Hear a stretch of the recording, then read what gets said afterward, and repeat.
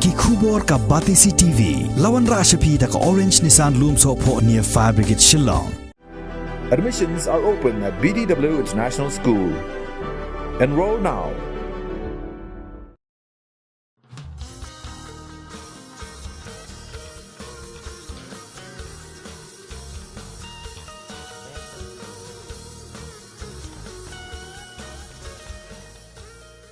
Haga jingile kai cricket final ya kabala tip kum ka T20 knockout cricket tournament arajar arpuar hapedeng kekinhon thong RQ1 bat ke Laban Sports Club ka thong RQ1 kala job ya jingile kai bat yo akhur ya ka song pisa ka balong laipo hajar tingka lembat ka trophy kat ba ka Laban Sports Club kala yo akhur khatsan hajar tingka kum kekinhon ka baar. Haga jingile kai ke bala pendong Hamadan mau ko mid ke Laban Sports Club kala job ya ke jingnya kenting pisa bat kala kamtrai bantit ningkong ha ka bakala la bantit shispa khandai pu praron da ka badu no khandai wickets na ki arpo overs kan baka thong RQ1 kala la ban be ya ke ni ka thong ha ka khat pra poinsan overs da ka bahap no hadu nyo wicket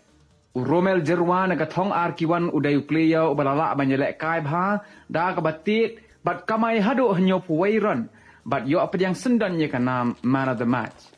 uba Aston Singh jana nong bet uba lalong kum kongsan hagani kasngi ule yo ban ai jingerap hadu lai pusau hajar tingka sha ka Cedulose cricket team ka kinhon ka bala penlong yagani ka tournament.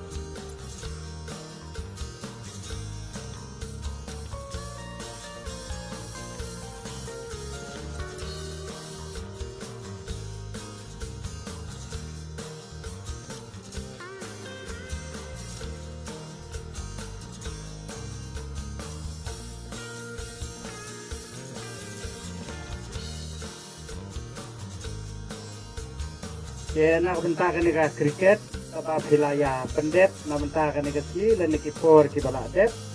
dengan ai kublai karpang ye kam tamro ai kublai snem sama bat ke ka ba pilayo ya ke jingjob bat ke ka ba ki bala madro nak bentakan jingrem ya timdon ke jing ngorit mentim kano nak liang juga ai mentim ba pintur sakran ki kun tamla ban kentiu ya kasap kopong